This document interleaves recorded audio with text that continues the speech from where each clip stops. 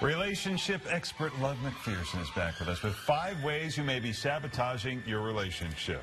How long have you been married now, Love?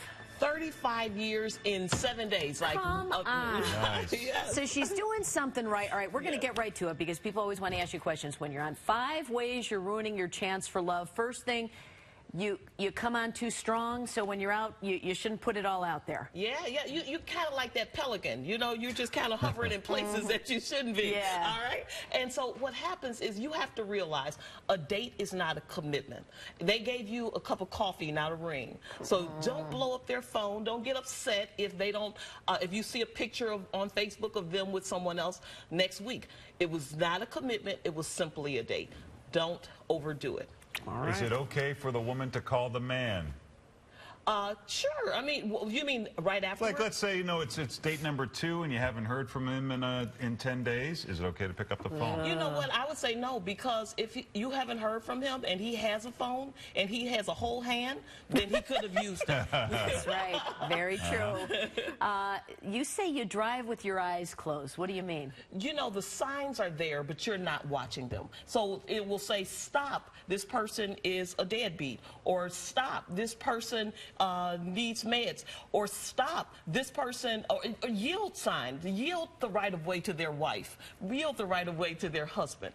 Those are signs of that you need to stop and pay attention to.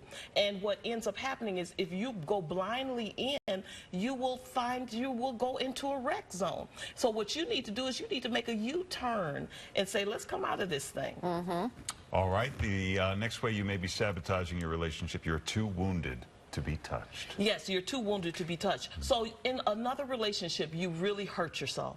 And so what ends up happening is you hurt yourself so bad because breakup actually feels the same to your brain as hot coffee being poured on you. So you're afraid to go back in it. You haven't gotten healed. You haven't taken the necessary steps. So what ends up happening is anybody who gets close to you, you're so busy guarding your wounds rather than engaging with them. So you have to stop and pause and be healed so that people can actually embrace you, where you will not fear them as they get close to you and want to touch you.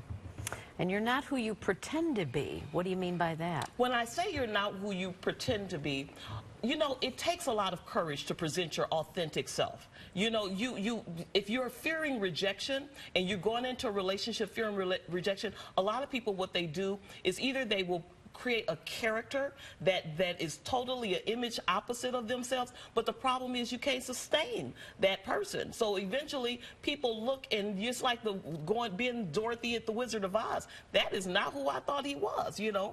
And so what ends up happening is either you do that or you just guard yourself and you create ways to sabotage.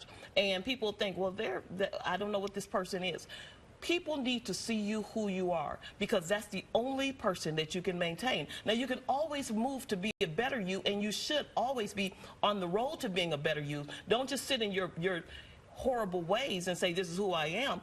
Be better, love better, but at the same time, tell the truth. Isn't there a danger, though, if you open up too quick to people and share too much too early? Absolutely, there is. You know, my daughter, because of what I do and how I work with people, I had to tell her, no, you cannot sit there and have a whole session with a man about, you know, how did it feel when your father was not at home? No, sweetheart, pull back. He gave you too much too soon. You requested too much too soon. So there is, you know, you have to not overshare. You scare people. There's like, I think I was at therapy, not at a date. And so what happens is make sure you are conscious of people who are not invested in you, do not need to be receive an intimate part of you that they have not. Real quick, so we can get to number 5, which is you're imperfect but looking for perfection. Yes, and so what ends up happening is that is often a way for you to keep people at bay. You really don't want to engage, but there's finger pointers. Finger pointers are people who say, oh yeah, she was nice. Everything perfect package. He was great, everything perfect package, but I didn't like one thing. So you're pointing, but just remember, when you point, there are what? 4 fingers pointing back at you. So what you really need to be doing is paying attention to yourself. Ooh, it's true, but it's never thought about it that way. All right, you can check out Love's website, lovemcpherson.com. Great to see you. Happy anniversary. Thank you. your excited. husband on one of these days. Yeah, We this gotta meet him. husband that we've never seen. He is not He's a fake person. I gotta meet him. Time now. Mr. Love.